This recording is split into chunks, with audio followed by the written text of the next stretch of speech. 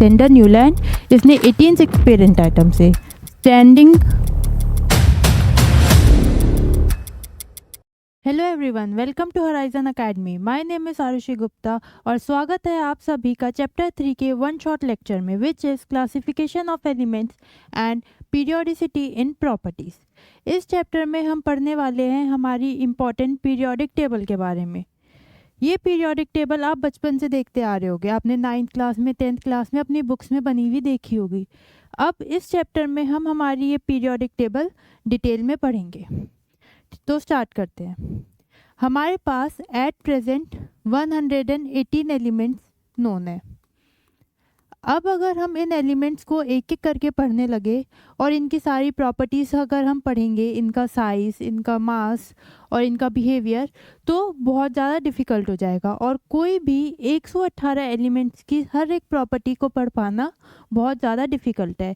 इसी वजह से हमने क्या करा, इन 118 एलिमेंट्स को एक टेबल में अरेंज कर दिया और हमने टेबल में उसको इस तरह से अरेंज करा है कि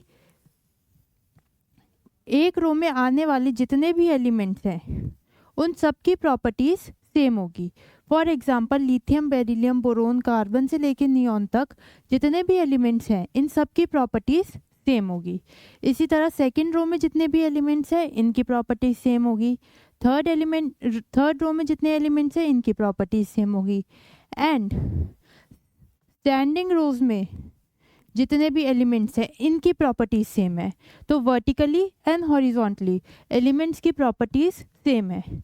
इसकी मदद से इनकी स्टडी जो है इजी हो गई। फॉर एग्जांपल अगर हम कंसिडर करें ये लास्ट वाली वर्टिकल कॉलम, इस कॉलम में आने वाले सारे एलिमेंट्स को हम बोलते हैं नोबल गैस। क्या बोलते हैं हम? Noble gases. और ये बहुत ज़्यादा स्टेबल होती है, इनको हम बोलते हैं नोबल गैसेस।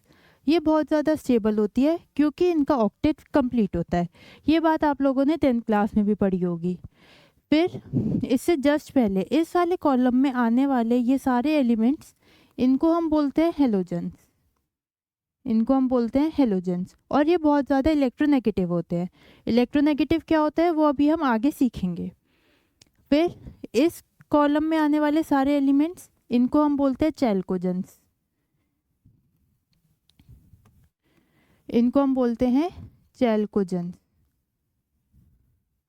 ये ग्रीन कलर शायद दिख नहीं रहा होगा।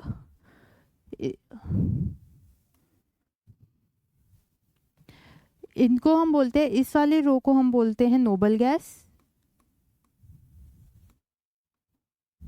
इस वाली रो को हम बोलते हैं हेलोजेंस।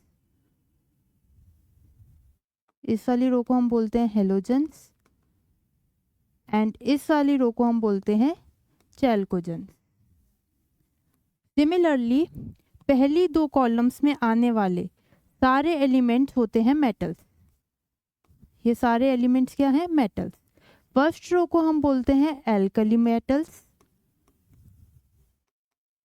और सेकंड को हम बोलते हैं, इस वाली रो को, सेकंड रो कॉलम को हम बोलते हैं एल्कलाइन अर्थ मेटल्स।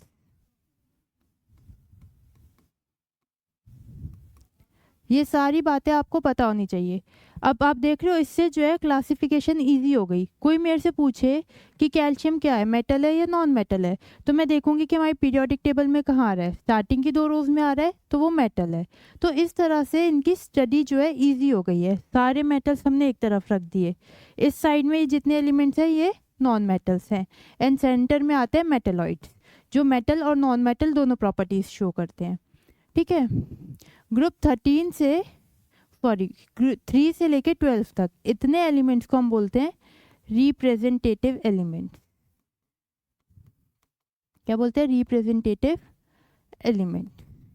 एंड ये वाली जो रो है, ये वाली, इसका नाम है लैंथेनॉइड। इसका नाम है लैंथेनॉइड एंड इस वाली रो का नाम है एक्टिनॉइड। इस वाली रो का नाम है एक्टिनॉइड। ठीक है। तो क्या सीखा हमने? लास्ट रो को हम बोलते हैं नोबल गैस। इससे पहले इस वाली रो को हम बोलते हैं हेलोजेंस। इस वाली रो को हम बोलते हैं चैल्कोजेंस एंड स्टार्टिंग की 2 रोज वो है हमारी मेटल्स। फर्स्ट को बोलते हैं एल्कली मेटल्स, सेकंड को बोलते हैं एल्कलाइन अर्थ मेटल्स, एंड जो नीचे है इसका नाम है लैंथेनॉइड और एक का नाम है एक्टिनॉइड। ठीक है, अब हम ये पूरी हमारी पीरियोडिक टेबल डिटेल में आगे पढ़ेंगे, लेकिन उससे पहले क्वेश्चन ये आता है कि ये पीरियोडिक टेबल का ओरिजिन कैसे हुआ होगा, किसने इस टेबल को बनाया।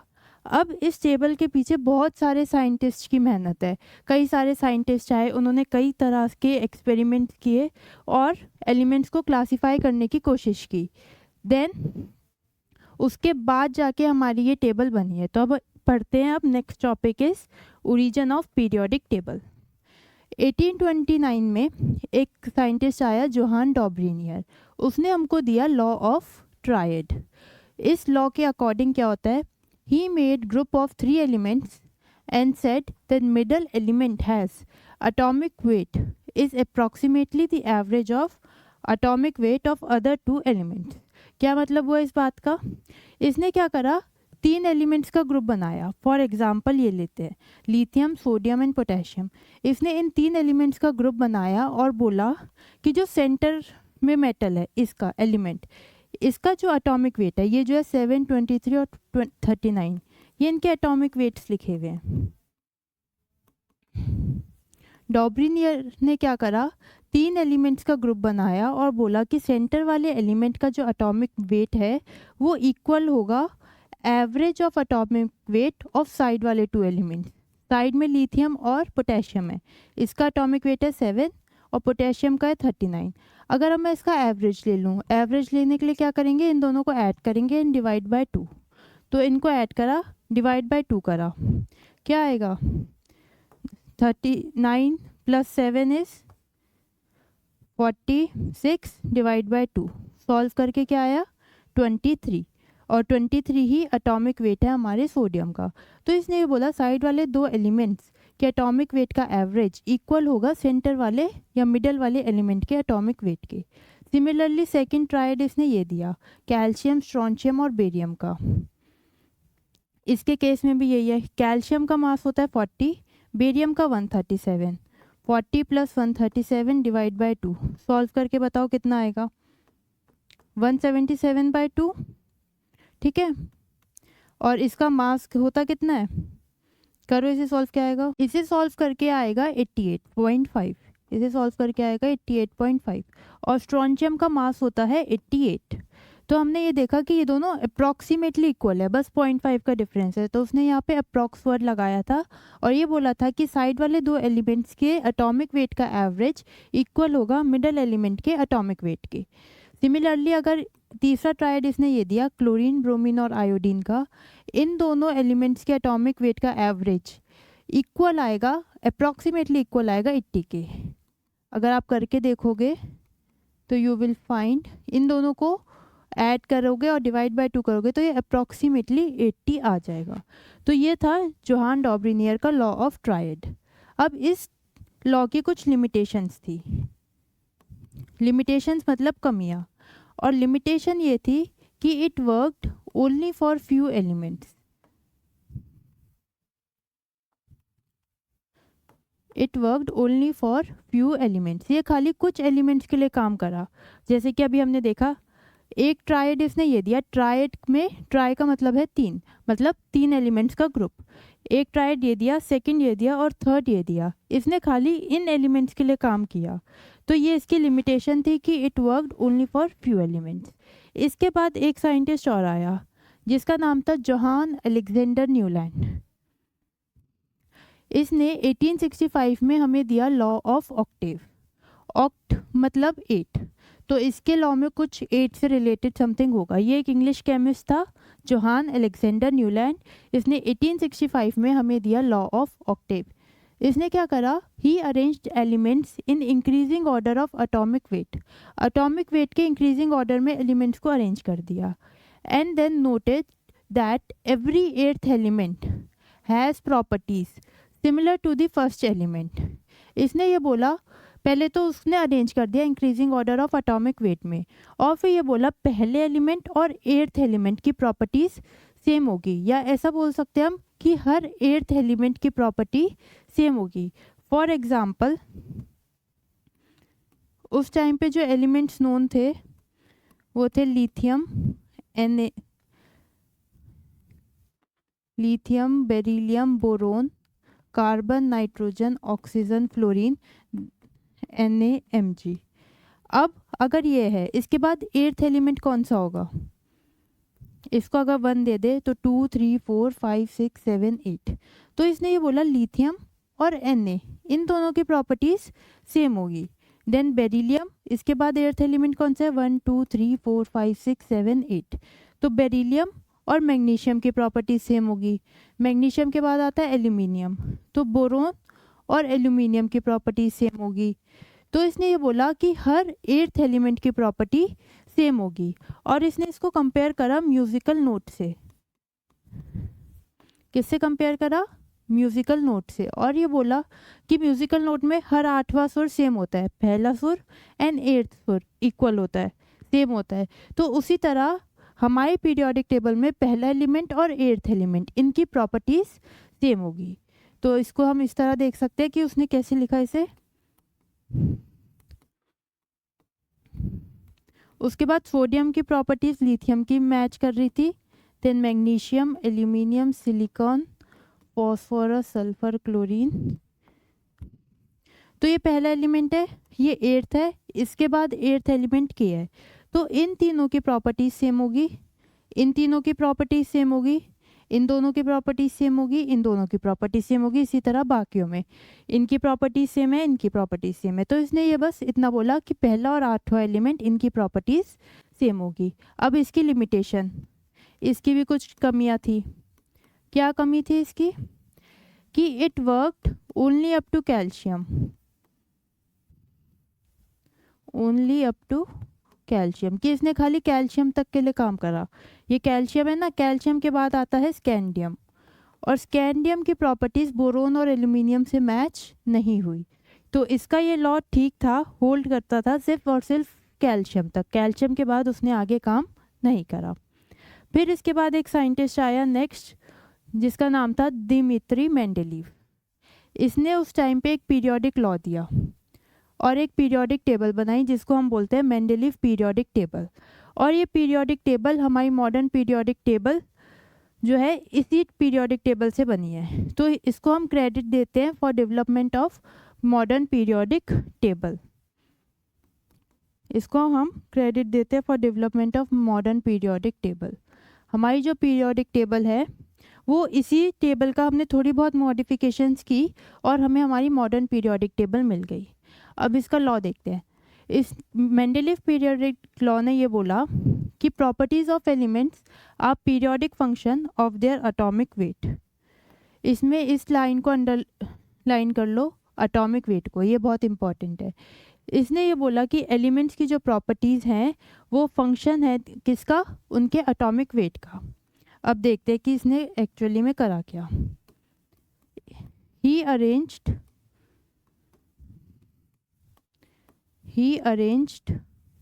Elements in increasing order of atomic weight, in increasing order of atomic weight,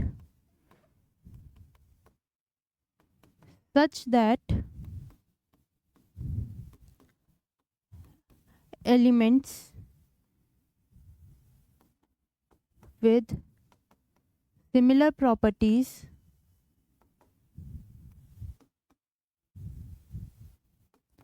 occupy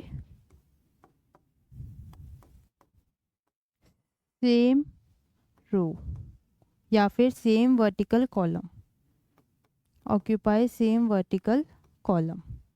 इसने एलिमेंट्स को अरेंज करा increasing order of atomic weight में, जिसका एटॉमिक वेट कम उसे पहले लगाया, जिसका ज़्यादा उसको बाद में, और फिर ऐसे इसने अरेंज करा।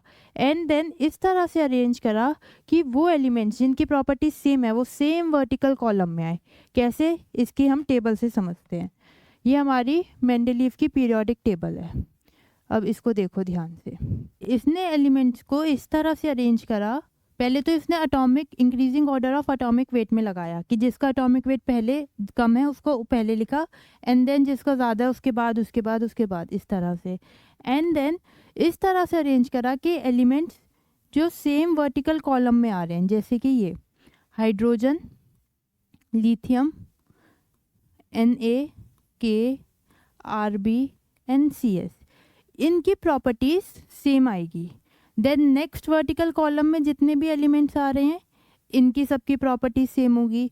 बेरिलियम, मैग्नीशियम, कैल्शियम, स्ट्रॉन्शियम, ठीक है। देन नेक्स्ट कॉलम में जितने एलिमेंट्स आ रहे हैं उनकी प्रॉपर्टीज सेम होगी। नेक्स्ट कॉलम में जितने एलिमेंट्स आ रहे हैं उनकी प्रॉपर्टीज सेम होगी। तो ये थी मेंडलीव की पीरियोडिक टेबल। और अगर आप इसे कंपेयर करोगे हमारी मॉडर्न पीरियोडिक टेबल से तो आपको मिलेगा कि फर्स्ट रो में, फर्स्ट कॉलम में यही एलिमेंट्स आ रहे हैं एंड इसी ऑर्डर में आ रहे हैं। तो मेंडलीव की दी हुई पीरियोडिक टेबल बहुत ठीक थी। इसमें हमने बस थोड़ी बहुत मॉडिफिकेशंस की एंड देन हमें हमारी मॉडर्न पीरियोडिक टेबल मिल गई। लेकिन मेंडलीव की पीरियोडिक टेबल में भी कुछ कमियां थी, कुछ इसकी लिमिटेशंस थी। क्या थी वो कमियां, देखते हैं। पहली कमी तो ये थी कि iodine with lower atomic weight than tellurium is placed after tellurium. इसने बोला था कि मैंने इंक्रीजिंग ऑर्डर में अरेंज करें एलिमेंट्स को, है ना, ऑर्डर एटॉमिक वेट के इंक्रीजिंग ऑर्डर में अरेंज करें।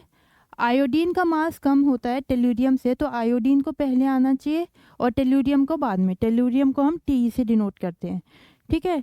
बट इसकी मेंडलीव की पीरियोडिक टेबल में अगर आप ध्यान दोगे तो Te पहले आ रहा है एंड I बाद में आ रहा है।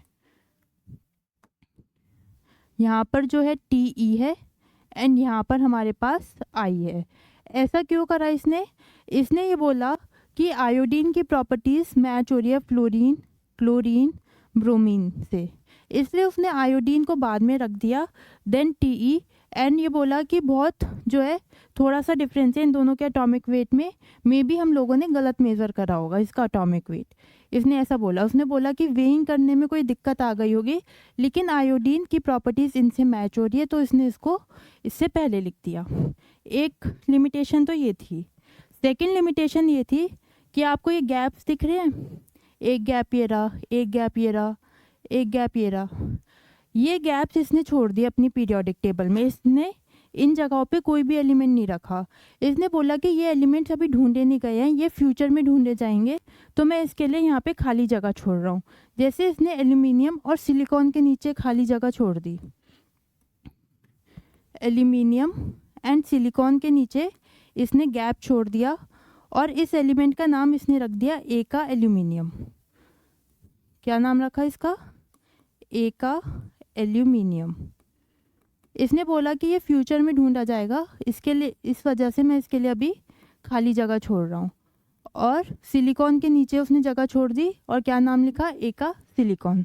और हमें पता है एल्यूमिनियम के नीचे अब जर्मेनियम और गैलियम आते हैं, ठीक है। तो उस टाइम पे जर्मेनियम और गैलियम ढूंढे नहीं गए थे, तो उसने उसके लिए जगह खाली छोड़ दी और बोला कि इसे फ्यूचर में ढूंढा जाएगा। उस टाइम पे उसने इसका नाम ए का एल्यूमिनियम और ए का सिलिकॉन लिख के छोड़ दिया। तो सेकेंड लिमिटेशन इसकी ये थी। अब फाइनली हमारी मॉडर्न पीरियोडिक लॉ आ जाता है, मतलब मॉडर्न पीरियोडिक टेबल। मेंडलीव के बाद एक साइंटिस्ट आया, हेनरी मूसले। इसने क्या करा, एक एक्सपेरिमेंट कंडक्ट करा। ये कंडक्टेड एन एक्सपेरिमेंट और उस एक्सपेरिमेंट का रिजल्ट ये था कि जब इसने ग्राफ प्लॉट करा under root frequency versus atomic number का, तो he observed a straight line. इसने एक्सपेरिमेंट करा अंडर रूट फ्रीक्वेंसी एंड इस साइड इसने लिया एटॉमिक नंबर, तो इसे ग्राफ मिला एक स्ट्रेट लाइन। जबकि जब इसने under root frequency versus atomic weight का ग्राफ प्लॉट करा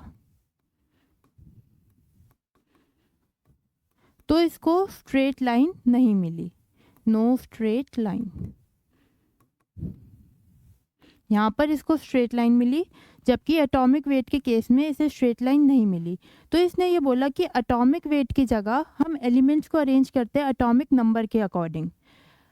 इसने बोला कि atomic number is more fundamental, is more fundamental.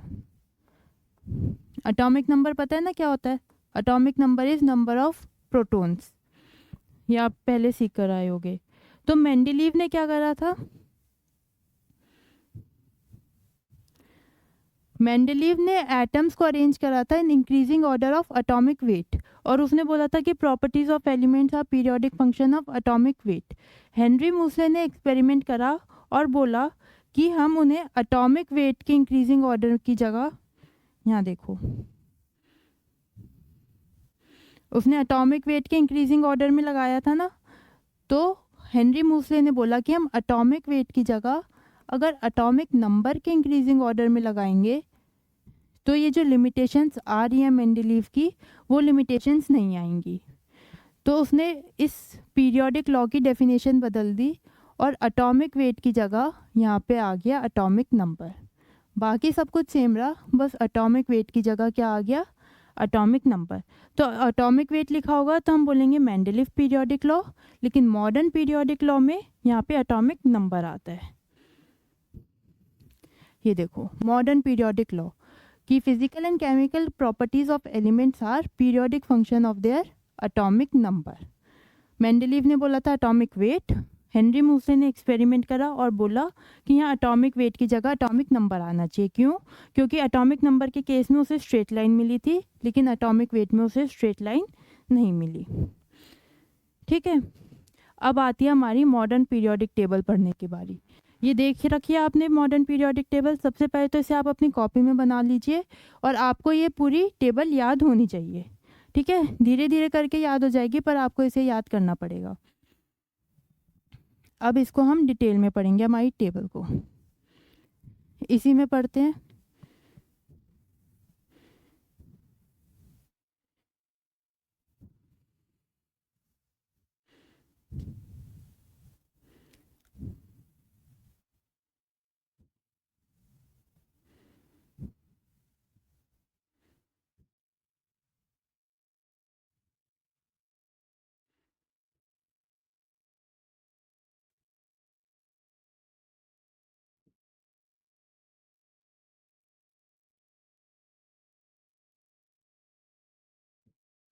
देखो ये हमारी जो स्टैंडिंग रोज है, जितनी भी स्टैंडिंग रोज हैं, इनको हम बोलते हैं ग्रुप्स।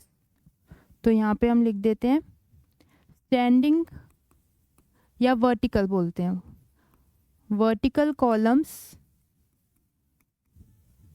वर्टिकल कॉलम्स को हम बोलते हैं ग्रुप्स। और कितने वर्टिकल कॉलम्स हैं हमारे पास? 1 2 3 4 5 6 7 8 9 10 11 12 13 14 15 16 17 एंड 18। हमारे पास 18 वर्टिकल कॉलम्स हैं। तो 18 हमारे पास ग्रुप्स होते हैं। वर्टिकल कॉलम्स को बोलते हैं ग्रुप्स, एंड हमारे पास 18 ग्रुप्स हैं। हॉरिजॉन्टल रोज जो हैं उनको हम बोलते हैं period. Horizontal rows are called period. Horizontal rows को हम बोलते हैं पीरियड। कितने हॉरिजॉन्टल रोज हैं हमारे पास? 1 2 3 4 5 6 एंड 7। 7 हमारे पास पीरियड्स हैं। अब आप कहोगे इन दोनों को क्यों नहीं गिना? ये दोनों नीचे भी रखी गई हैं हमारी पीरियोडिक टेबल में, और इनको हमने काउंट भी नहीं करा। क्यों? क्योंकि एल ए जो लेंथ ही हमें वो यहाँ आएगा, और ये पूरी सीरीज़ इधर आती है, एंड ये वाली पूरी सीरीज़ इधर। तो यहाँ से हम उसको यहाँ नीचे लिख देते हैं। ये जो सीरीज़ है वो इधर आनी चाहिए, पर ये इधर फिट नहीं हो पाई, इस वजह से हमने उसको यहाँ नीचे लिख दिया। तो ये वाली सीरीज़ यहाँ आती है, एंड ये एक्टिनॉइड वाली सीरीज़ इधर। इस पूरी सीरीज़ को आर ए और आर एफ के बीच में ये सारे एलिमेंट्स आते हैं। ठीक है, और एल ए से लेके एल यू तक सारे एलिमेंट्स इधर आते हैं, बी ए और एच एफ के बीच में। ठीक है, तो पीरियड्स और कॉलम समझ में आए। कितने ग्रुप्स होते हैं हमारे पास? 18। और कितने पीरियड्स होते हैं हमारे पास? 7। अब नेक्स्ट देखते हैं, जो पहली दो, ये वाला जो पहली दो हमारे पास ये हैं,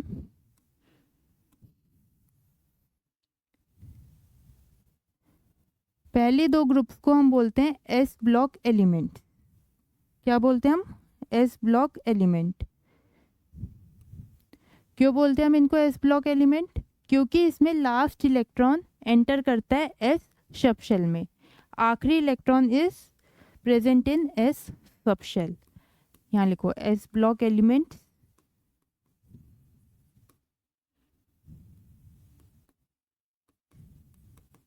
और last electron enters S subshell. जब आप इसकी इलेक्ट्रॉनिक कॉन्फ़िगरेशन लिखोगे तो आपको पता चलेगा कि इन सब एलिमेंट्स में आखिरी इलेक्ट्रॉन जो है वो एस सबशेल में आ रहा है।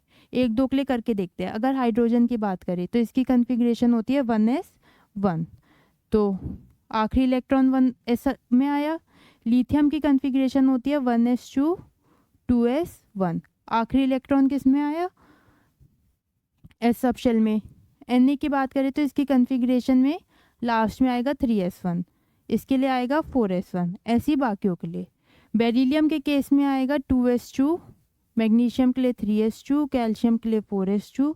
तो इन पहली दो रोज में, कॉलम्स में आखिरी इलेक्ट्रॉन एस सबशेल में आता है, इसलिए हम इनको बोलते हैं एस ब्लॉक एलिमेंट।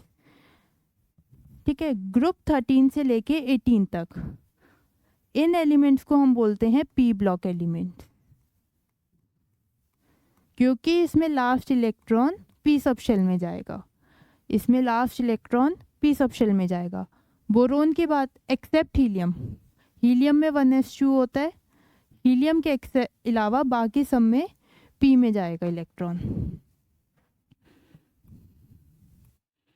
हीलियम में 1s2, बोरोन के लिए होगा p1 2p1, कार्बन के लिए 2p2, नाइट्रोजन के लिए 2p3, 2p4 2p5 and 2p6। Aluminium की बात करें तो 3p1, इसके लिए 3p2 3p3 3p4 3p5 and 3p6। तो आपको इसमें जो है पैटर्न दिख रहा होगा कि ग्रुप 13 में p1 p1 कॉन्फ़िगरेशन है, ग्रुप 14 में p2 p2 कॉन्फ़िगरेशन है, ग्रुप 15 में p3 और p3 है, और यहाँ पे सेकंड शेल है, यहाँ पे थर्ड शेल है, इस केस में फोर्थ शेल आ जाएगा। तो इसी वजह से हमने पीरियोडिक टेबल बनाई। अब आप देखो इससे लिखना कितना आसान हो जाएगा हमारे लिए, हमें तुरंत सबकी इलेक्ट्रॉनिक कॉन्फ़िगरेशन पता चल जा रही है। ग्रुप 3 से लेके 12 तक इन एलिमेंट्स को हम बोलते हैं डी ब्लॉक एलिमेंट। क्या बोलते हैं हम? D block element. क्यों? क्योंकि इसमें लास्ट इलेक्ट्रॉन जाता है डी सबशेल में। स्कैंडियम के लिए 3d1 3d1 3d2 3d3, इसी तरह and so on, and zinc के लिए हमें मिलेगा 3d10। वाई के लिए 4s1 एंड एन तक हम जाएंगे कैडमियम तक 4d10, सॉरी 4s1 नहीं 4d1, 4d1 से लेके 4d10 तक। समझ में आया? तो ये तो हो गए हमारे S block elements, P block elements and D block elements. नीचे ये जो दो रोज है इनको हम बोलते हैं एफ ब्लॉक एलिमेंट, और इसमें लास्ट इलेक्ट्रॉन जाता है एस सबशेल में। ये F1 और आप जाओगे एंड तक इट विल बी F14। ठीक है। तो अब आप एक जगह लिख लो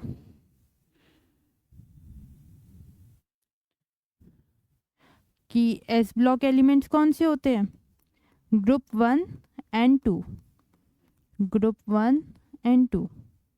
पी ब्लॉक कौन से होते हैं? ग्रुप 13 से लेके ग्रुप 18 तक। और डी ब्लॉक कौन से होते हैं? ग्रुप 3 से लेके ग्रुप 12 तक। एंड एफ ब्लॉक इज, ये नीचे की जो दो लाइंस होती हैं, दो रोज इन बॉटम, दो रोज एट बॉटम। क्या नाम होता है इन रोज का? एक का नाम है लैंथेनॉइड, हमने देखा था स्टार्टिंग में, एक का नाम है लैंथेनॉइड एंड सेकंड का नाम है एक्टिनॉइड। तो lanthanoid and actinoid series R F block elements. इतना क्लियर हुआ? ये थी हमारी मॉडर्न पीरियोडिक टेबल, इसे सबको नोट कर लो।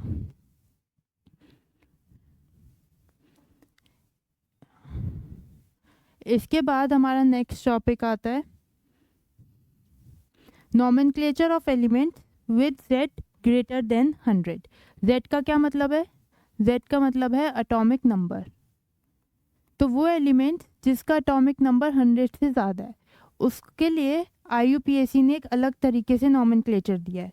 कैसे, अभी देखते हैं। सपोज करो 101 कोई एलिमेंट है जिसका एटॉमिक नंबर है 101। तो उसने ये टेबल दिया है। उसने बोला है 0 के लिए हम लिखेंगे नील, 1 के लिए अन, 2 के लिए बाई, 3 के लिए ट्राई, 4 के लिए क्वाड एंड इस तरह एंड सो ऑन। तो अब 101 है तो 1 के लिए क्या नंबर लिखना है हमें, अन, तो हमने यहाँ लिख दिया अन। देन 0 के लिए नंबर क्या लिखना है, नील, तो फिर हम यहाँ पे लिखेंगे नील। और 1 के लिए क्या नंबर है, अन, तो हम यहाँ पे लिखेंगे अन। ठीक है। एंड देन हमें क्या करना है, आखिर में लगा देना है IUM, IUM, ये हमें एंड में लगा देना है। पहले इन नंबर्स के लिए जो भी इसने नेम दिया है वो नेम लिखेंगे। जब वो नेम लिख लेंगे तो आखिरी में हमें लगा देना है IUM, EM। तो कोई भी एलिमेंट, वो एलिमेंट जिसका एटॉमिक नंबर 101 है उसका नाम होगा अननील, अन्नियम। ठीक है, सुनने में थोड़ा फनी है बट यही इसका नाम है। अब 102 है, उसका नाम क्या होगा, 1 के लिए हमें लिखना है अन, 0 के लिए हमें लिखना है नील, एंड देन 2 के लिए हमें लिखना है बाई, एंड आखिर में क्या लगा देना है IUM, एंड में हमें लगाना है IUM, EM। तो इसका नाम हो गया अननील बाई यम। 103 के लिए करके बताओ खुद से, और ये आपको 110 तक के लिए लिखना है। लिखो फटाफट खुद से और फिर बताओ। 3 के लिए हम लिखेंगे अन, देन नील, देन 3 के लिए हमें क्या लिखना है, ट्राई EM, अननील ट्राई EM। 104 के लिए अन नील, 4 के लिए हमें लिखना है क्वाड EM, अननील क्वाड EM। ठीक है, इस तरह आप 110 तक के लिए लिख लोगे। 110 का बताओ क्या आएगा, पहले 1 है तो अन लिखा, फिर से 1 है, 1 के लिए हमें अन लिखना है, हमने फिर से अन लिख दिया। देन 0 के लिए हमें लिखना है नील, हमने लिखा नील, एंड देन एंड में लगा दिया IUM, EM। तो इसका नाम हो गया नीलियम। ठीक है, समझ में आया, थोड़ा फनी था पर इंटरेस्टिंग भी था। सपोज करो कोई एलिमेंट है, कोई हाइपोथेटिकल एलिमेंट है जिसका एटॉमिक नंबर है 120। कोई हाइपोथेटिकल एलिमेंट है जिसका एटॉमिक नंबर है 120, इसका नेम बताना है आपको। 1 के लिए हम लिखते हैं अन, 2 के लिए हम लिखेंगे बाई, 0 के लिए हमें लिखना है नील, एंड देन एंड में लगा देना है EM। तो इसका नाम हो जाएगा अन बाय नीलियम। ठीक है, इतना समझ में आया। अब आगे बढ़ते हैं फिजिकल प्रॉपर्टीज़ की तरफ। हमारी पहली फिजिकल प्रॉपर्टी है एटॉमिक साइज। एटॉमिक साइज क्या होता है, कोई भी एटम है, हमें पता है एटम जो है वो स्फेरिकल शेप का होता है। ठीक है, अब इसका कुछ रेडियस होगा तो हम एटॉमिक साइज बोल सकते हैं या फिर एटॉमिक रेडियस। जितना ज़्यादा उसका एटॉमिक रेडियस होगा उतना ज़्यादा ही उसका साइज होगा। सपोज ये कोई एटम है, इसका रेडियस इतना है, एंड मैंने कोई सेकंड एटम बनाया, सपोज ये, इसका रेडियस इतना है, इसका रेडियस R1 है, इसका रेडियस R2 है। ऑब्वियसली R2 जो है वो R1 से ज़्यादा है, तो एटॉमिक साइज भी इस एटम का ज़्यादा है as compared to atom B। अगर इसको एटम A नाम दे दे और इसको B, तो एटम A का एटॉमिक साइज ज़्यादा है एटम B से। ठीक है, अब हम ये पढ़ने वाले हैं कि हमारी पीरियोडिक टेबल में किस एटम का साइज कितना है। ये हमारी पीरियोडिक टेबल है। अब मैं आपसे पूछूं, हीलियम और लिथियम ये दो एलिमेंट्स हैं, इन दोनों में से किसका साइज ज़्यादा होगा। या कोई भी रैंडम एटम उठा लिया मैंने, सल्फर और क्लोरीन, इसमें बताओ किसका साइज ज़्यादा होगा। तो अब हम जो है एटॉमिक साइज के बारे में पढ़ने वाले हैं। अब down the group atomic size increases because number of shell increases. क्या मतलब हुआ इसका, हमारे पास 18 ग्रुप्स होते हैं, पढ़ा है हमने ये 1 2 3 4 5 6 से लेके 18 तक ग्रुप्स होते हैं। स्टैंडिंग वाली लाइंस, वर्टिकल कॉलम्स को हम बोलते हैं ग्रुप्स। अब डाउन द ग्रुप, या हम बोल सकते हैं top to bottom. Down the group बोलो या फिर बोलो top to bottom. Atomic size increase करता है, जैसे जैसे हम ऊपर से नीचे जाते हैं किसी भी ग्रुप में, तो एटॉमिक साइज जो है इंक्रीज करने लगेगा। अगर मैं पहले ग्रुप की बात करूं, पहले ग्रुप में यहाँ पे हाइड्रोजन, लिथियम, सोडियम और पोटेशियम है। तो हाइड्रोजन का साइज सबसे छोटा होगा, उससे बड़ा साइज लिथियम का, उससे बड़ा सोडियम का, उससे बड़ा पोटेशियम, उससे बड़ा आरबी, फिर एस और ऐसे। ठीक है, तो जैसे जैसे हम नीचे जाते हैं top to bottom atomic size increase करता है, और ऐसा हर ग्रुप में होता है। अगर ग्रुप 13 उठाऊँ मैं, तो सबसे छोटा बोरोन होगा, उससे बड़ा एल्यूमिनियम, उससे बड़ा गैलियम एंड सो ऑन। कोई सा भी ग्रुप उठाओ, हर ग्रुप में यही ट्रेंड फॉलो होगा। इसलिए ऑक्सीजन सबसे छोटा, उससे बड़ा सल्फर, उससे बड़ा एससी, फिर टीई एंड सो ऑन। ठीक है, तो टॉप टू बॉटम या फिर बोलो डाउन द ग्रुप हमारा एटॉमिक साइज जो है वो इंक्रीज करता है।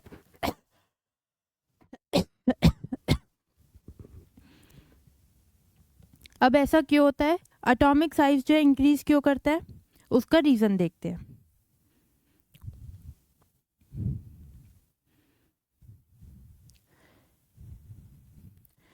अगर मैं आपसे पूछूं कि ये जो पहला एलिमेंट है हाइड्रोजन, इसकी कॉन्फ़िगरेशन बताओ, तो हाइड्रोजन की कॉन्फ़िगरेशन होगी 1s1, लिथियम की कॉन्फ़िगरेशन होगी 2s1, सोडियम की होगी 3s1, पोटेशियम की 4s1। ये हमने स्टार्टिंग में सेकंड स्लाइड में भी देखा था, है ना। अब इन सब में कंपेयर करो क्या हो रहा है। ये जो s है 1s 2s 3s, number of shell increase कर रहे हैं। क्या हो रहा है, नंबर ऑफ शेल इंक्रीज कर रहे हैं। देखो हाइड्रोजन के पास एक इलेक्ट्रॉन होता है, ये मैंने न्यूक्लियस बनाया, ये पहला शेल, और उसके पास एक इलेक्ट्रॉन है, ये हो गया हमारा हाइड्रोजन एटम। हाइड्रोजन के बाद है लिथियम, लिथियम के पास कितने इलेक्ट्रॉन्स होते हैं, लिथियम के पास होते हैं 3 इलेक्ट्रॉन्स। ये न्यूक्लियस बनाया, ये पहला शेल, इसमें होंगे 2 इलेक्ट्रॉन्स, फिर ये सेकंड शेल, उसमें होगा 1 इलेक्ट्रॉन।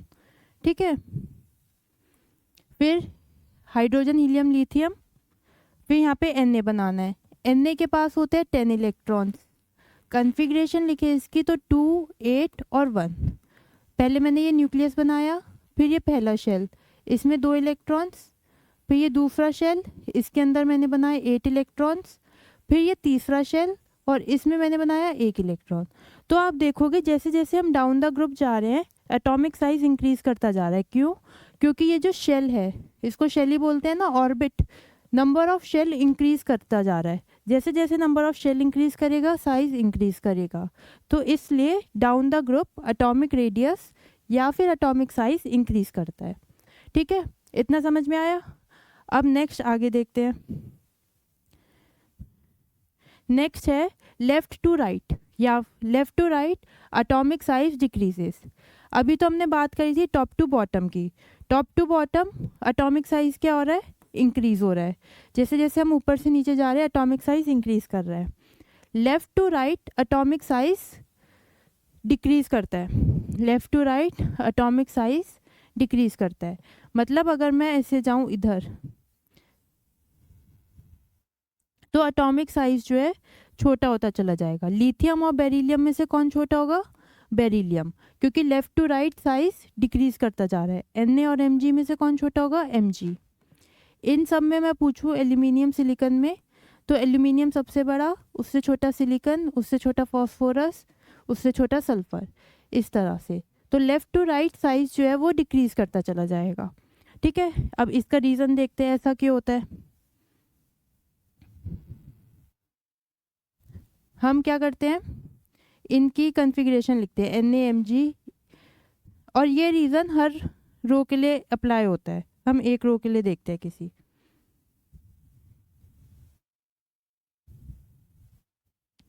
सपोज मैंने ये वाली ली Na Mg Al Si, ये Na की कॉन्फ़िगरेशन क्या होगी 2 8 1, फिर Mg की 2 8 2, एल्यूमिनियम की 2 8 3, सिलिकॉन की 2 8 और 4। यहाँ पे बनाते हैं। ये मैंने न्यूक्लियस बनाया, ये पहला शेल, इसमें 2 इलेक्ट्रॉन्स, ये दूसरा शेल, इसमें 8 इलेक्ट्रॉन्स, ये तीसरा शेल, इसमें 1 इलेक्ट्रॉन। ठीक है, सिमिलरली मैग्नीशियम के लिए बनेगा, ये न्यूक्लियस, ये पहला शेल, इसमें 2 इलेक्ट्रॉन्स, ये दूसरा शेल, इसमें 8 इलेक्ट्रॉन्स, और ये तीसरा शेल, इसमें 2 इलेक्ट्रॉन्स। फिर जब नेक्स्ट बनाएंगे तो सेम ऐसे ही बनेगा, बस आउटर शेल में नंबर ऑफ इलेक्ट्रॉन्स इंक्रीज कर जाएंगे, इसमें 3 इलेक्ट्रॉन्स। फिर सिलिकॉन के केस में आउटर मोस्ट शेल में हम बनाएंगे 4 इलेक्ट्रॉन्स। अब डिफरेंस देखो, ये न्यूक्लियस है, ये आउटर मोस्ट शेल है, ये न्यूक्लियस है, ये आउटर मोस्ट शेल का इलेक्ट्रॉन है। इसमें न्यूक्लियस 1 इलेक्ट्रॉन को खींच रहा है, इसमें न्यूक्लियस, ये आउटर मोस्ट शेल है, ये 2 इलेक्ट्रॉन्स को खींच रहा है। यहाँ पे ये न्यूक्लियस और ये 3 इलेक्ट्रॉन्स, ये यहाँ पर 3 इलेक्ट्रॉन्स को अपनी तरफ अट्रैक्ट कर रहा है। हमें पता है ना, न्यूक्लियस और इलेक्ट्रॉन के बीच में फोर्स ऑफ अट्रैक्शन होता है, क्योंकि इनका चार्ज अपोजिट है। न्यूक्लियस पॉजिटिव चार्ज है और इलेक्ट्रॉन पे नेगेटिव चार्ज है। अब ये अट्रैक्ट कर रहा है, तो यहाँ पर ये 1 इलेक्ट्रॉन को अट्रैक्ट कर रहा है, यहाँ पे 2 को और यहाँ पे 3 को।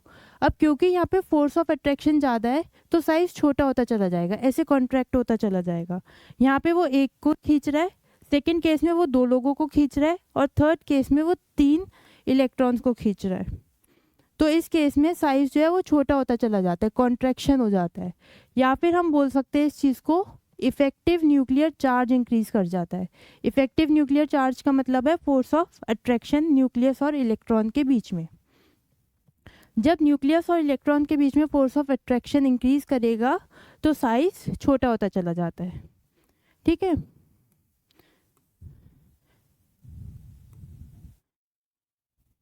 तो इफेक्टिव न्यूक्लियर चार्ज इंक्रीज करता है। और इफेक्टिव न्यूक्लियर चार्ज है क्या?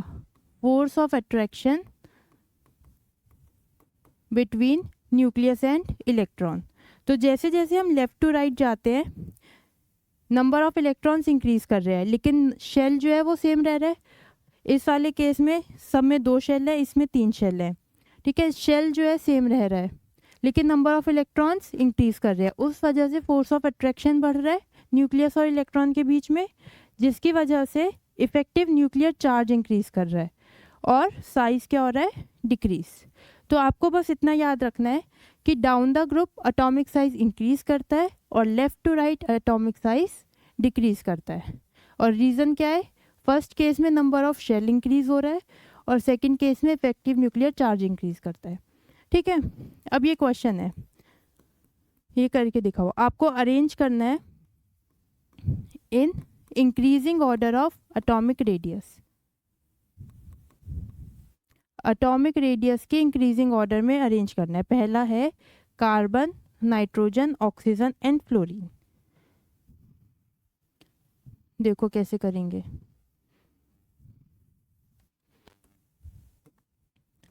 कार्बन, नाइट्रोजन, ऑक्सीजन और फ्लोरीन। ये रहा कार्बन, नाइट्रोजन, ऑक्सीजन और फ्लोरीन। ये हम कैसे जा रहे हैं? Left to right, left to right. अब हमें पता है लेफ़्ट टू राइट साइज़ क्या करता है?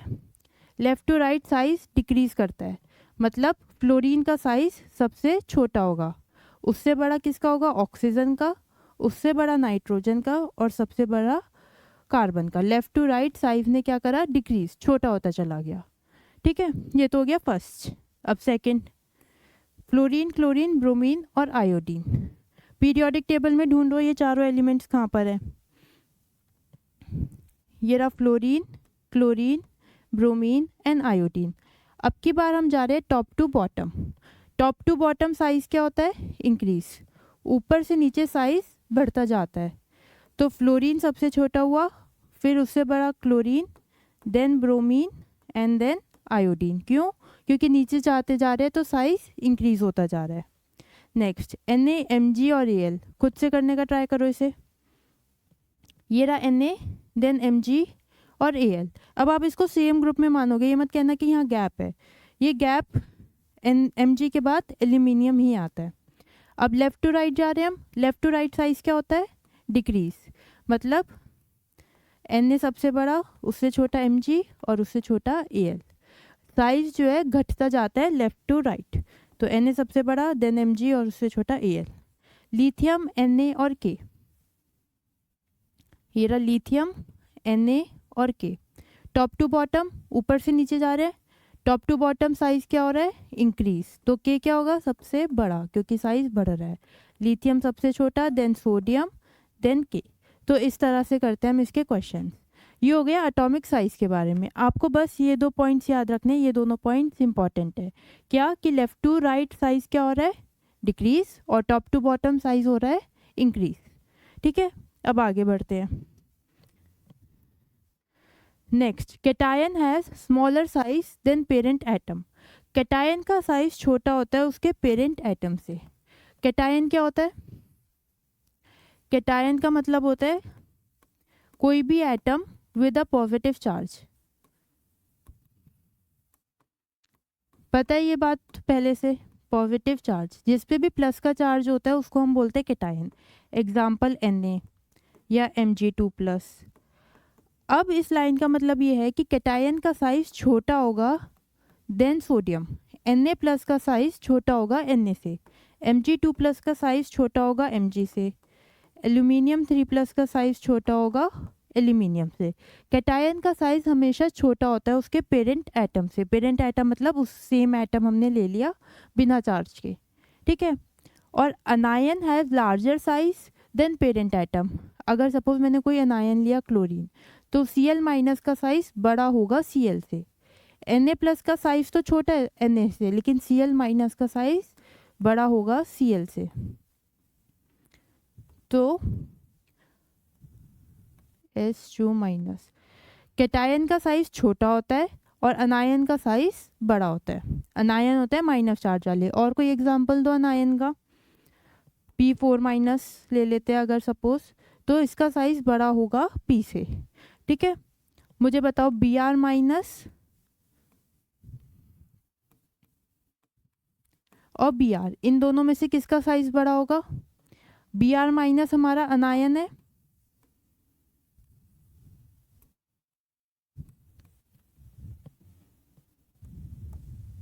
Br- हमारा अनायन है। अनायन का साइज बड़ा होता है किससे, पेरेंट एटम से। सपोज मैंने लिया लिथियम प्लस और लिथियम, इन दोनों में बताओ किसका साइज बड़ा होगा। लिथियम कैटायन है और कैटायन छोटा होता है पेरेंट एटम से, तो लिथियम प्लस का साइज छोटा होगा लिथियम से। समझ में आया। अब आगे बढ़ते हैं। नेक्स्ट है, arrange the following isoelectronic species in increasing order of atomic size. Isoelectronic species मतलब जिनके पास सेम नंबर ऑफ इलेक्ट्रॉन्स होते हैं। Same number of electrons, electrons के नंबर सेम रहते हैं। अगर हम N3- देखें, नाइट्रोजन के पास कितने इलेक्ट्रॉन्स होते हैं, 7, और 3- मतलब उसने 3 इलेक्ट्रॉन्स गेन कर लिए। 7 + 3 आंसर आएगा 10। तो N3- के पास 10 इलेक्ट्रॉन्स है। यहाँ पे मैंने लिखा है number of electrons. O2- oxygen पे 2 इलेक्ट्रॉन्स होते हैं और 2- मतलब 2 इलेक्ट्रॉन्स उसने गेन कर लिए, टोटल हो गए 10। F के पास 9 इलेक्ट्रॉन्स होते हैं, माइनस मतलब 1 इलेक्ट्रॉन उसने गेन कर लिया, हो गए उसके पास 10 इलेक्ट्रॉन्स। Na सोडियम के पास होते हैं 11 इलेक्ट्रॉन्स, है ना। प्लस मतलब 1 इलेक्ट्रॉन उसने लूज कर दिया, तो -1 कर देंगे इस केस में, क्योंकि 1 इलेक्ट्रॉन उसने लूज कर दिया। तो इसके पास भी 10 इलेक्ट्रॉन्स है, इसके पास भी 10 इलेक्ट्रॉन्स है, एंड इसके पास भी। क्योंकि इन सारे स्पीसीज के पास या सारे हम एलिमेंट्स के पास बोल सकते हैं 10 इलेक्ट्रॉन्स है, तो ये हो गई हमारी आइसो इलेक्ट्रॉनिक स्पीसीज। अब हमें इनको बताना है कि किसका एटॉमिक साइज बड़ा है और किसका छोटा, ठीक है। अभी हमने पीछे देखा कि कैटायन का साइज होता है छोटा, स्मॉलर, और अनायन का साइज होता है लार्ज। इतना हमने पीछे देखा। इसका मतलब ये तीनों क्या है, अनायन, तो इनका साइज होगा लार्ज, बड़ा। और ये तीनों कैटायन है, तो इन तीनों का साइज होगा छोटा।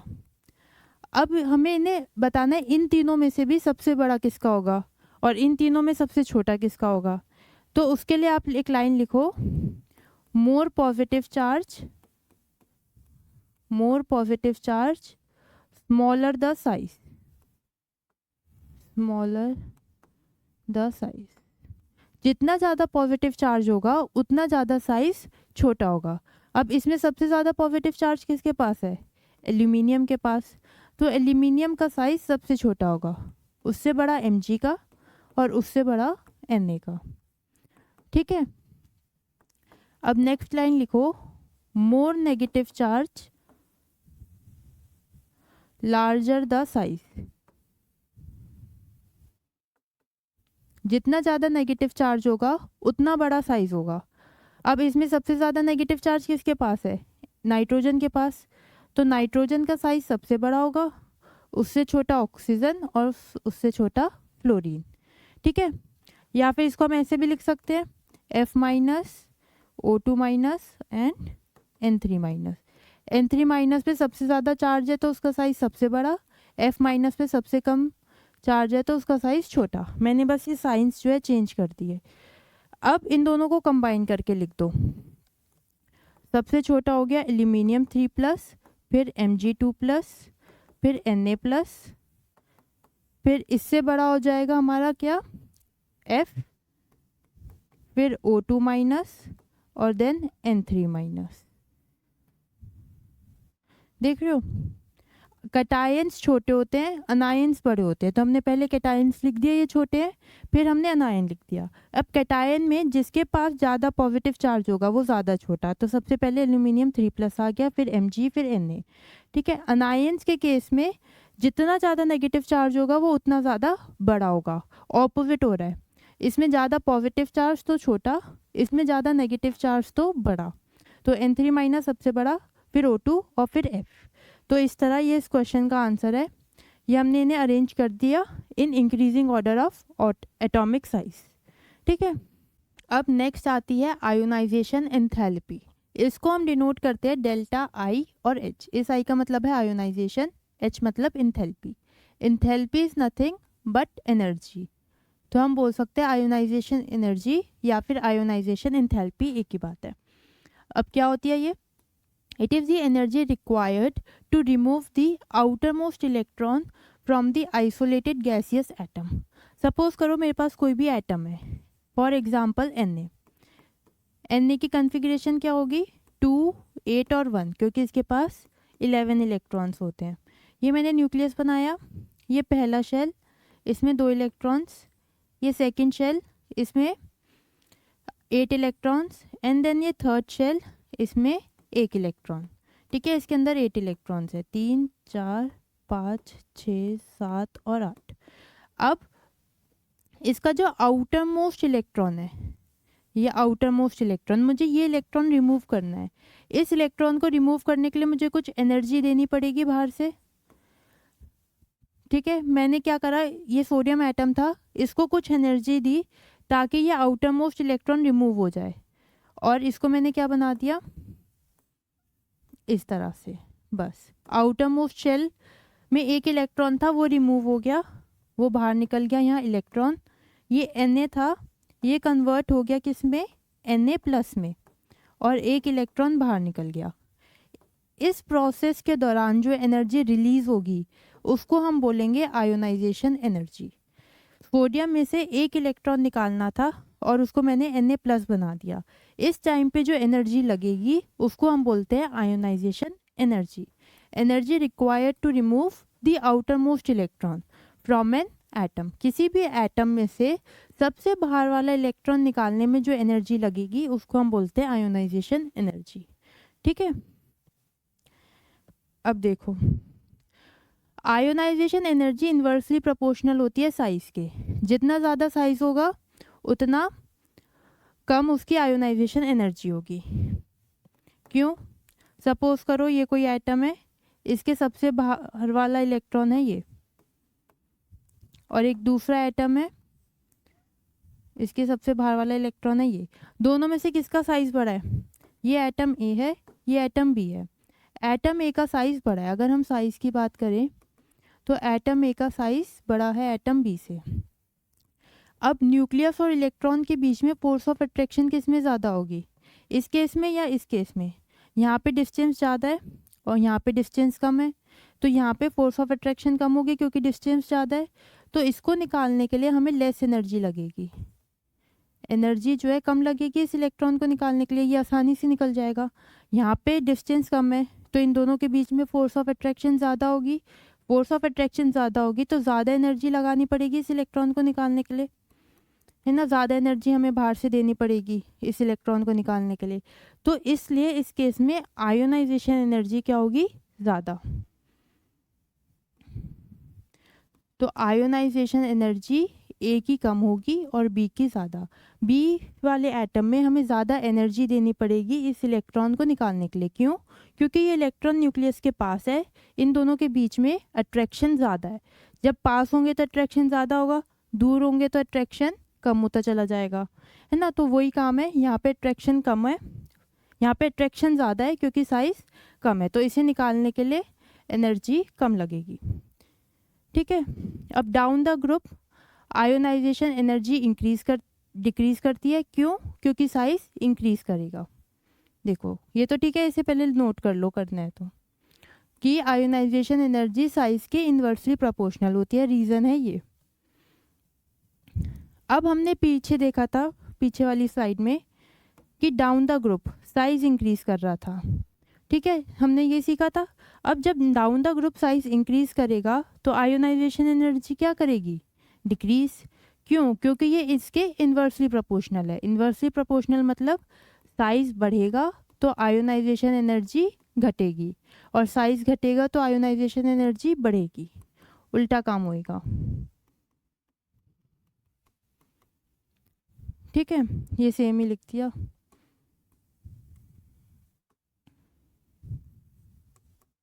ऐसे। और लेफ्ट टू राइट क्या होगा, आयोनाइजेशन एनर्जी इंक्रीज करेगी। क्यों? क्योंकि साइज डिक्रीज करता है। ठीक है। अब ये देखो, लिथियम, Na और K, इसमें हमें बताना है कि किसकी आयोनाइजेशन एनर्जी सबसे कम होगी और किसकी सबसे ज़्यादा होगी। ठीक है, ये हमारी पीरियोडिक टेबल है।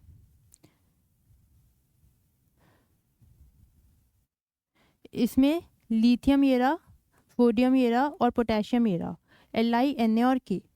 अब ये डाउन द ग्रुप जा रहे हैं। हमें पता है डाउन द ग्रुप साइज क्या होता है, साइज करता है increase.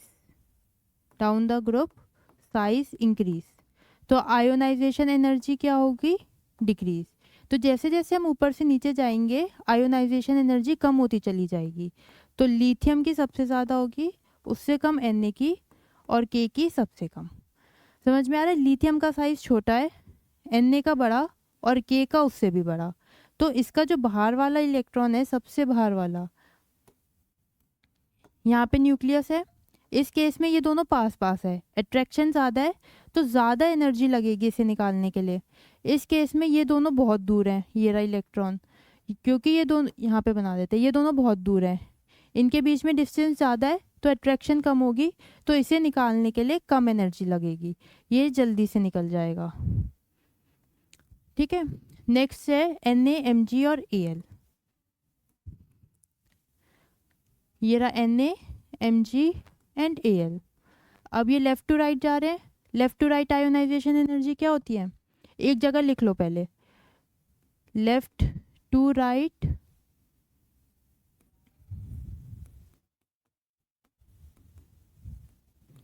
Ionisation energy and top to bottom.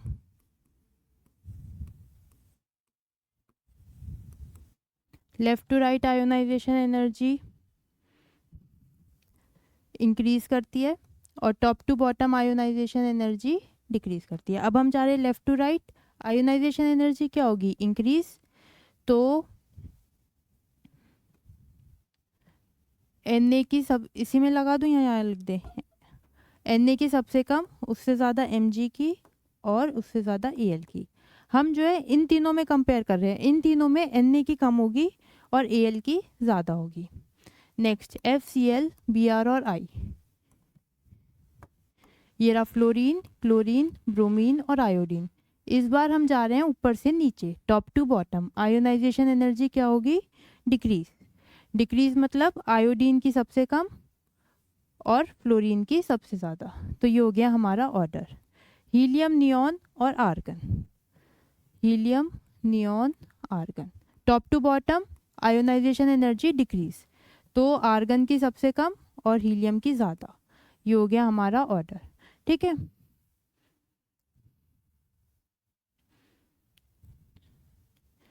तो ये था हमारा आयोनाइजेशन एनर्जी के बारे में। अब आगे देखते हैं बेरिलियम एंड बोरोन। हमारे पीरियोडिक टेबल में बेरिलियम यहाँ पर आ रहा है और बोरोन यहाँ पे। हमने अभी अभी देखा left to right ionization energy क्या होती है। Left to right ionization energy, ये आयोनाइजेशन एनर्जी का सिंबल है। आयोनाइजेशन एनर्जी इंक्रीज करती है, मतलब बढ़ती है। इसका मतलब बोरोन की आयोनाइजेशन एनर्जी ज़्यादा होनी चाहिए बेरिलियम से, बट ऐसा नहीं होता। सिर्फ इस पर्टिकुलर केस में ऐसा नहीं होता। बेरिलियम के आयोनाइजेशन एनर्जी ज़्यादा होती है बोरोन से। अब क्वेश्चन आता है कि ऐसा क्यों होता है। अगर हम बेरिलियम के इलेक्ट्रॉनिक कन्फिग्रेशन लिखें तो it would be 1s2 and 2s2, क्योंकि बेरिलियम के पास 4 इलेक्ट्रॉन्स है, और बोरोन की configuration will be 1s2 2s2 and 2p1। अब इन दोनों कन्फिग्रेशंस को ध्यान से देखो। बेरिलियम में लास्ट इलेक्ट्रॉन s ऑर्बिटल में आ रहा है, जबकि बोरोन में लास्ट इलेक्ट्रॉन p ऑर्बिटल में आ रहा है। अब एक होता है पेनिट्रेशन इफेक्ट, एक होता है पेनिट्रेशन इफेक्ट। एस की पेनिट्रेशन सबसे ज़्यादा होती है, उससे कम पी की, उससे कम डी की, और सबसे कम होती है एफ की। इसका मतलब ये है कि जो एस ऑर्बिटल है वो न्यूक्लियस के ज़्यादा क्लोज होता है। S orbital as compare to p orbital nucleus के ज़्यादा क्लोज होता है। उस वजह से एस ऑर्बिटल में से इलेक्ट्रॉन निकालना डिफ़िकल्ट होता है। तो आप ऐसा लिख सकते हो, it is difficult to remove electron from s orbital, electron from s orbital as compared to p orbital. P orbital के कंपैरिजन में एस ऑर्बिटल में से इलेक्ट्रॉन निकालना ज़्यादा मुश्किल होता है। इस वजह से बेरिलियम की जो आयोनाइजेशन एनर्जी है वो ज़्यादा है एज कंपेयर्ड टू बोरोन। ठीक है, ये एक यहाँ पे एक्सेप्शनल केस की तरह आप याद कर सकते हो, पर इस एक्सेप्शन का एक रीज़न है। और रीज़न क्या है कि इसमें लास्ट इलेक्ट्रॉन एस ऑर्बिटल में है, और एस में से इलेक्ट्रॉन निकालना ज़्यादा डिफिकल्ट है as compare to p orbital. ठीक है, अब नेक्स्ट है नाइट्रोजन और ऑक्सीजन। नाइट्रोजन और ऑक्सीजन का है ये रे। अब left to right ionization energy increase करती है, तो ऑक्सीजन की आयोनाइजेशन एनर्जी ज़्यादा होनी चाहिए नाइट्रोजन से, पर ऐसा नहीं होता। एक्चुअली में नाइट्रोजन की ज़्यादा हो जाती है ऑक्सीजन से। अब ऐसा क्यों होता है, हम फिर से दोनों के इलेक्ट्रॉनिक कन्फिग्रेशन लिखते हैं। नाइट्रोजन की होगी 1s2 2s2 और 2p3, और ऑक्सीजन की 1s2 2s2 और 2p4। ठीक है, अगर हम 2p3 को ड्रॉ करें तो वो इस तरह बनेगा, और उसमें हमने 3 इलेक्ट्रॉन्स डाल दिए, और 2p4 में 1 2 3 और इस तरह 4 इलेक्ट्रॉन्स। अब हमें पता है ये 2p3 है, ये हाफ फिल्ड है, हाफ फिल्ड है, और हमें पता है कि हाफ फिल्ड और फुली फिल्ड सबशेल बहुत ज़्यादा स्टेबल होते हैं। हाफ फिल्ड और fully filled and half filled subshells are very stable. ये जो है बहुत ज़्यादा स्टेबल होते हैं। अब क्योंकि ये बहुत ज़्यादा स्टेबल है तो इसमें से ये इलेक्ट्रॉन बाहर निकाल पाना बहुत डिफ़िकल्ट होता है। नाइट्रोजन के केस में ये इलेक्ट्रॉन बाहर निकालना डिफ़िकल्ट है, जबकि ऑक्सीजन के केस में क्या है, अगर हम ये जो इलेक्ट्रॉन है से बाहर निकाल देंगे तो वो हाफ फिल्ड बन जाएगा। तो इस वजह से ऑक्सीजन जल्दी से अपना एक इलेक्ट्रॉन दे देता है ताकि वो ज़्यादा स्टेबल हो जाए, लेकिन नाइट्रोजन के केस में वो ऑलरेडी स्टेबल है तो एक इलेक्ट्रॉन निकालना मुश्किल है। तो इसलिए नाइट्रोजन की आयोनाइजेशन एनर्जी ज़्यादा होती है ऑक्सीजन से। बाकी हर जगह वही फॉलो होगा, left to right ionization energy increase करेगी और down the group ionization energy decrease करेगी, एक्सेप्ट इन दोनों केसेस में। इनको आप एक्सेप्शन की तरह याद कर सकते हो कि इसमें बेरिलियम की ज़्यादा है और इसमें नाइट्रोजन की, जबकि इस ट्रेंड के अकॉर्डिंग होनी बोरोन की और ऑक्सीजन की ज़्यादा चाहिए। ठीक है, अब आगे बढ़ते हैं। अब नेक्स्ट आता है इलेक्ट्रॉन गेन एंथैल्पी। एंथैल्पी को हम एनर्जी भी बोल सकते हैं। Energy change when an electron is added to neutral gaseous atom. Suppose मेरे पास कोई भी एक एटम है, फॉर एग्जांपल क्लोरीन। क्लोरीन की कन्फिग्रेशन क्या होगी, 2 8 और 7। ठीक है, ये मैंने न्यूक्लियस बनाया, ये पहला शेल, इसमें 2 इलेक्ट्रॉन्स हैं, ये दूसरा शेल, इसमें 8 इलेक्ट्रॉन्स है, और ये तीसरा शेल, इसमें है 7 इलेक्ट्रॉन्स। ठीक है, 1 2 3 4 5 6 और 7 इलेक्ट्रॉन्स।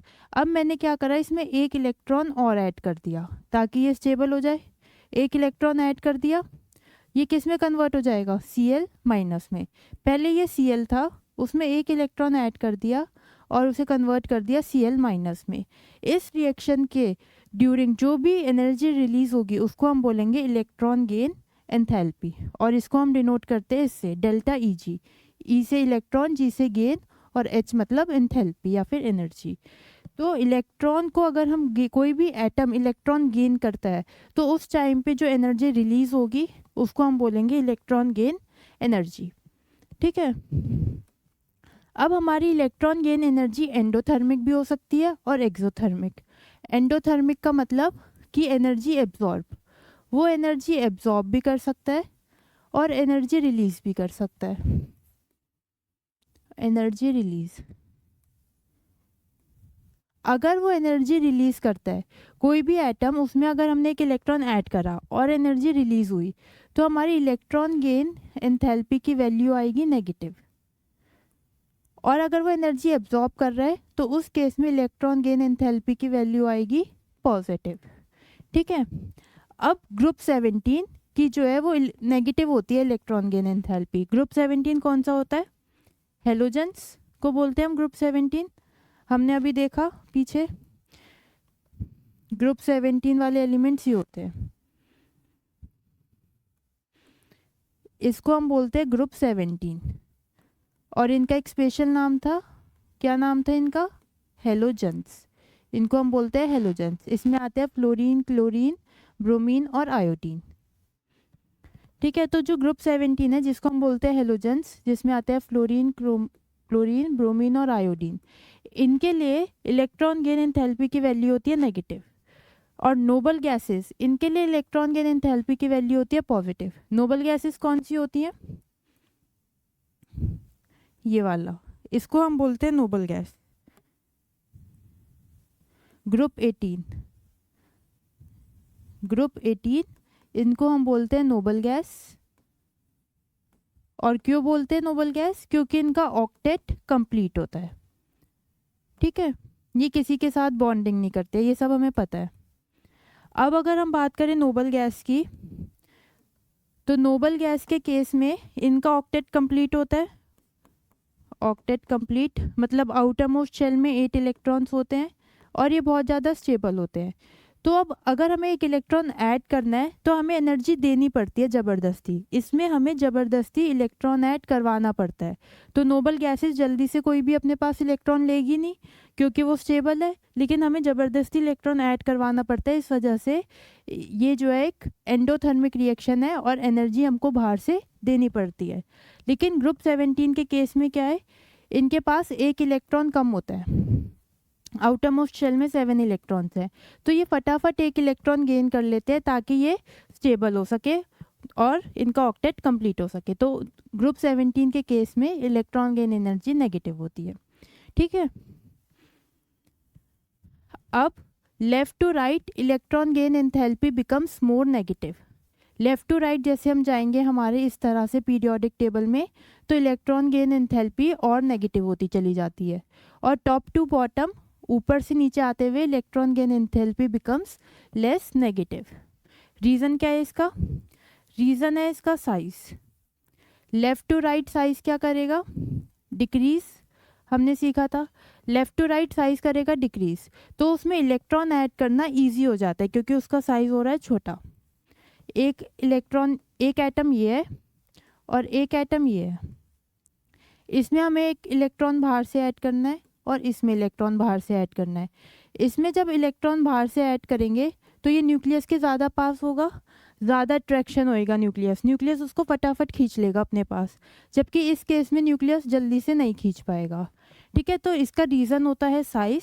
साइज की वजह से left to right electron gain enthalpy जो है कम, ज़्यादा नेगेटिव होती है और डाउन द ग्रुप ये कम नेगेटिव होती चली जाती है। ठीक है।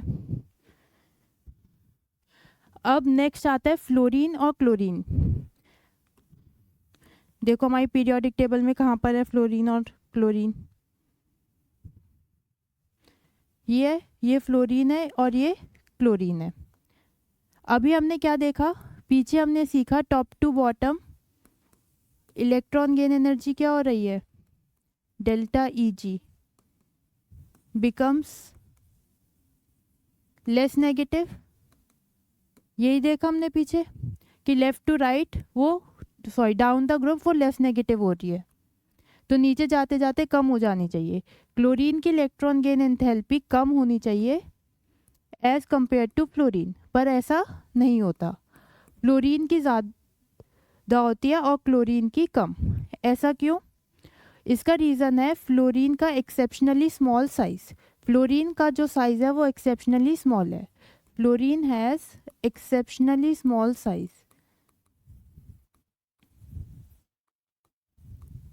फ्लोरीन का साइज बहुत छोटा है, उसकी वजह से क्या होता है, इलेक्ट्रॉन इलेक्ट्रॉन रिपल्शन। इसकी वजह से इलेक्ट्रॉन इलेक्ट्रॉन रिपल्शन होता है। देखो हम इसको एक एग्जांपल से समझते हैं। ये मेरा फ्लोरीन है जिसके पास 2 शेल है, और ये मेरा क्लोरीन है, ठीक है, जिसके पास 3 शेल्स है। इसके आउटर मोस्ट शेल में 7 इलेक्ट्रॉन्स है, 1 2 3 4 5 6 और 7। इसके आउटर मोस्ट शेल में भी 7 इलेक्ट्रॉन्स है, 1 2 3 4 5 6 और 7। अब मुझे दोनों में एक एक इलेक्ट्रॉन ऐड करवाना है।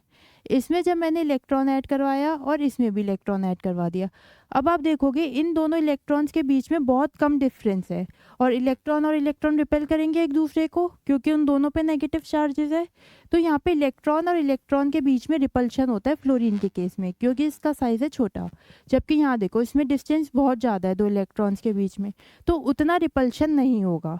तो फ्लोरीन का साइज़ छोटा है, इलेक्ट्रॉन और इलेक्ट्रॉन के बीच में रिपल्शन होता है, उस वजह से फ्लोरीन की इलेक्ट्रॉन गेन एंथैल्पी ज़्यादा होती है एज़ कम्पेयर टू क्लोरीन। तो इसको भी आप एज एन एक्सेप्शन याद कर सकते हो, ये दोनों ही। अब देखते हैं ऑक्सीजन और सल्फ़र।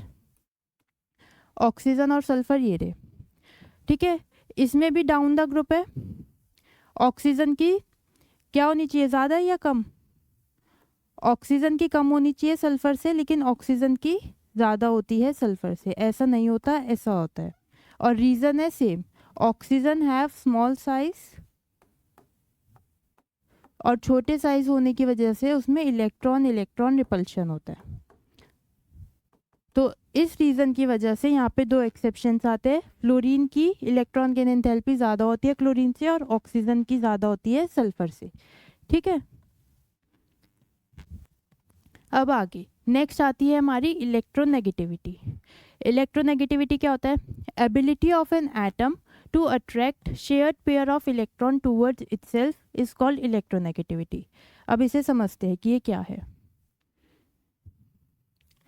सपोज मेरे पास कोई भी एटम है ए और कोई एटम है बी, इनके बीच में कोवेलेंट बॉन्ड बना हुआ है। कोवेलेंट बॉन्ड बनता है शेयरिंग ऑफ इलेक्ट्रॉन से। ये 2 इलेक्ट्रॉन्स होंगे, एक इलेक्ट्रॉन ए से आया होगा और एक इलेक्ट्रॉन बी से। अब क्या होगा, इन दोनों में से कोई एक एटम अपनी तरफ उसको खींच लेगा। ये दोनों इलेक्ट्रॉन्स ऐसे तो सेंटर में प्रेजेंट होने चाहिए। ये देखो, ये ए है, ये बी है, इनके बीच में बॉन्ड है। ये बॉन्ड 2 इलेक्ट्रॉन से बना होगा और इन दोनों इलेक्ट्रॉन्स को सेंटर में प्रेजेंट होना चाहिए, पर ये सेंटर में प्रेजेंट ना होकर किसी एक एटम की तरफ प्रेजेंट होते हैं ज़्यादा। बी क्या करेगा, इन दोनों इलेक्ट्रॉन्स को अपनी तरफ खींच लेगा थोड़ा सा। इस चीज़ को हम बोलते हैं इलेक्ट्रोनेगेटिविटी। इसको हम बोलते हैं इलेक्ट्रोनेगेटिविटी। ये देखो, ये पढ़ो, ability of an atom to attract shared pair of electron towards itself. ये शेयर्ड पेयर ऑफ इलेक्ट्रॉन था, शेयर हुए हुए थे ना ये इलेक्ट्रॉन्स, इसको इसने अपनी तरफ खींच लिया। इस चीज़ को हम बोलते हैं इलेक्ट्रोनेगेटिविटी। ये इलेक्ट्रॉन्स सेंटर में प्रेजेंट ना होकर किसी एक एटम की तरफ ज़्यादा प्रेजेंट हो गए, बी की तरफ ज़्यादा है और ए की तरफ कम है, तो इस चीज़ को हम बोलते हैं इलेक्ट्रोनेगेटिविटी, ठीक है। और इसकी वजह से बी के ऊपर पार्शियल नेगेटिव चार्ज आ जाता है और ए के ऊपर पार्शियल पॉजिटिव। पार्शियल का मतलब इनकम्प्लीट या फिर थोड़ा सा। तो इसने बी ने इलेक्ट्रॉन्स को अपनी तरफ खींच लिया, इसकी वजह से बी पे पार्शियल नेगेटिव चार्ज आ गया और ए पे पार्शियल पॉजिटिव। तो इस चीज़ को हम बोलते हैं इलेक्ट्रोनेगेटिविटी। अब देखो electronegative, there are various scales to measure electronegativity. Electronegativity को मेज़र करने के लिए बहुत सारे स्केल्स यूज़ किए जाते हैं। Most commonly used scale is polling scale. सबसे ज़्यादा यूज़ किया जाता है पॉलिंग स्केल। और इलेक्ट्रोनेगेटिविटी एक यूनिटलेस क्वांटिटी है। ठीक है, ये इसके बारे में कुछ पॉइंट्स हैं जो आपको याद रखने हैं। अब देखो left to right electronegativity increase करती है और down the group electronegativity decrease करती है। लेफ़्ट से राइट जब हम जाएंगे तो इलेक्ट्रोनेगेटिविटी बढ़ेगी और डाउन द ग्रुप घटेगी। ठीक है, और इसमें अच्छी बात यह है कि कोई भी एक्सेप्शन नहीं है। पीछे लास्ट 2 केसेस में हमने देखा कुछ एक्सेप्शंस आए, जैसे बेरिलियम, बोरोन, ऑक्सीजन, सल्फर। इस केस में कोई एक्सेप्शन नहीं है। अब ये क्वेश्चन है, ये करके दिखाना है आपको। इनको आपको अरेंज करना है इलेक्ट्रोनेगेटिविटी के ऑर्डर में। कर खुद से ट्राई करो, नहीं तो फिर मैं करूँगी। ये आपके लिए पीरियोडिक टेबल है। इसमें पहले ढूंढो कहाँ पर है फ्लोरीन, क्लोरीन और ब्रोमीन और आयोडीन। ये देखो,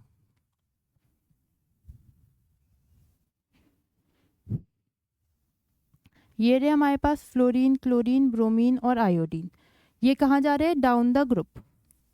और डाउन द ग्रुप हमें पता है इलेक्ट्रोनेगेटिविटी क्या करती है? डिक्रीज। जैसे जैसे नीचे जाएंगे इलेक्ट्रोनेगेटिविटी कम होती चली जाएगी। तो इसका ऑर्डर होगा ये, फ्लोरीन सबसे ज़्यादा, उससे कम क्लोरीन, ब्रोमीन और आयोडीन। नेक्स्ट करते हैं Na, Mg और Al। Na ये रहा, Mg और Al। इस बार हम जा रहे हैं लेफ़्ट टू राइट, और left to right electronegativity increase होती है। मतलब इस बार एल्यूमिनियम की सबसे ज़्यादा और सोडियम की सबसे कम। नेक्स्ट लिथियम, Na और K। ये रे, ये ऐसे नीचे जा रहे हैं down the group. Down the group electronegativity decrease करती है, मतलब इसकी सबसे कम और लिथियम की सबसे ज़्यादा। तो ये हो गया आपका आंसर। तो पेपर में इसी तरह क्वेश्चंस पूछे जाते हैं कि अरेंज करो इन एलिमेंट्स को इन इंक्रीजिंग ऑर्डर ऑफ इलेक्ट्रोनेगेटिविटी, या फिर एटॉमिक साइज, या फिर आयोनाइजेशन एनर्जी। तो आपको पहले उन्हें ढूंढना है पीरियोडिक टेबल में, फिर देखना है वो लेफ़्ट टू राइट प्रेजेंट है या फिर अप टू डाउन, और फिर उस हिसाब से आपको इंक्रीजिंग या डिक्रीजिंग ऑर्डर में लगा देना है। ठीक है,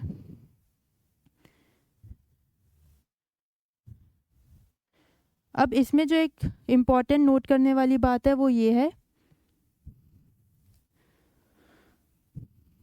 कि फ्लोरीन जो है वो सबसे ज़्यादा इलेक्ट्रोनेगेटिव होता है इन एंटायर पीरियोडिक टेबल। हमारे पूरे पीरियोडिक टेबल में सबसे ज़्यादा इलेक्ट्रोनेगेटिव फ्लोरीन होता है। फ्लोरीन जो है वो सबसे ज़्यादा इलेक्ट्रोनेगेटिव एलिमेंट है हमारे पीरियोडिक टेबल में। ठीक है, अब आती है बारी मेटालिक करेक्टर की। मेटालिक करेक्टर मतलब कोई एटम मेटल है या फिर नॉन मेटल। अब स्टार्टिंग में हमने देखा था कि राइट लेफ्ट हैंड साइड पे, हमारे पीरियोडिक टेबल के लेफ्ट हैंड साइड पे मेटल्स प्रेजेंट होते हैं। हमारे पीरियोडिक टेबल के लेफ्ट हैंड साइड पे मेटल्स प्रेजेंट होते हैं, और राइट हैंड साइड पे क्या प्रेजेंट है? Non metals. इस साइड होते हैं नॉन मेटल्स। तो हम ये बोल सकते हैं कि left to right metallic character क्या हो रहा है? Left to right metallic character, यहाँ पे मेटल्स हैं और इस साइड नॉन मेटल्स हैं। तो लेफ्ट टू राइट जैसे जैसे हम जा रहे हैं हमारा मेटालिक करेक्टर डिक्रीज कर रहा है, कम होता जा रहा है, डिक्रीजेस। जैसे जैसे हम लेफ्ट से राइट जा रहे हैं एलिमेंट्स जो है मेटल से नॉन मेटल में कन्वर्ट हो रहे हैं, तो मेटालिक करेक्टर कम होता जा रहा है। और टॉप टू बॉटम इसका ऑपोजिट हो जाएगा, top to bottom metallic character increase हो जाता है। ठीक है, फिर इसके बाद एक होता है non metallic character. Non metallic जो है मेटालिक का ऑपोजिट होता है, inversely proportional. Left to right non metallic character क्या होगा? इंक्रीज, और टॉप टू बॉटम वो करेगा decrease. Top to bottom it decreases, मतलब मेटालिक करेक्टर का ऑपोजिट। ये डिक्रीज कर रहा है तो ये इंक्रीज कर जाएगा, ये इंक्रीज कर रहा है तो ये डिक्रीज कर जाएगा। ठीक है, तो अगर कोई आपसे पूछे बेरिलियम मैग्नीशियम कैल्शियम और स्ट्रोंशियम, इनमें बताओ इन्हें अरेंज करना है मेटालिक करेक्टर के ऑर्डर में, इन्हें अरेंज करना है मेटालिक। अब हमने देखा है top to bottom metallic character क्या हो रहा है, इंक्रीज। ठीक है, तो बेरिलियम सबसे कम मेटालिक, उससे ज़्यादा Mg, फिर Ca और फिर स्ट्रोंशियम। इस तरह से आप जो है इनको अरेंज कर दोगे। ठीक है, अब ये है हमारी फाइनली समरी अब तक हमने जितना भी पढ़ा है उसके लिए। सबसे पहले हमने देखा एटॉमिक साइज। एटॉमिक साइज क्या होता है, किसी भी एटम का साइज, वो डाउन द ग्रुप इंक्रीज करेगा और अक्रॉस द पीरियड डिक्रीज। आपको जो है बस ये टेबल याद रखनी है और इस टेबल की मदद से आप जो है सारे क्वेश्चंस कर सकते हो इस चैप्टर के। फिर नेक्स्ट हमने देखा आयोनाइजेशन एनर्जी, वो होती है हमें इलेक्ट्रॉन रिमूव करने के लिए कितनी एनर्जी चाहिए, वो एटॉमिक साइज का ऑपोजिट होता है, इन्वर्सली प्रोपोर्शनल है। फिर इलेक्ट्रॉन गेन एंथैल्पी है, इलेक्ट्रॉन ऐड करने के लिए एनर्जी, वो भी एटॉमिक साइज का ऑपोजिट है, इन्वर्सली प्रोपोर्शनल। इलेक्ट्रोनेगेटिविटी, ये भी एटॉमिक साइज का उल्टा है। और मेटालिक करेक्टर, ये एटॉमिक साइज के डायरेक्टली प्रोपोर्शनल है। तो इस तरह से आप ये टेबल याद कर सकते हो। आपको बस एटॉमिक साइज याद रखना है, बाकी ये तीनों उसके ऑपोजिट है और मेटालिक करेक्टर एटॉमिक साइज के सेम रहता है। ठीक है, अब एक लास्ट टॉपिक बच रहा है, वो है डायगोनल रिलेशनशिप। देखो क्या होता है डायगोनल रिलेशनशिप।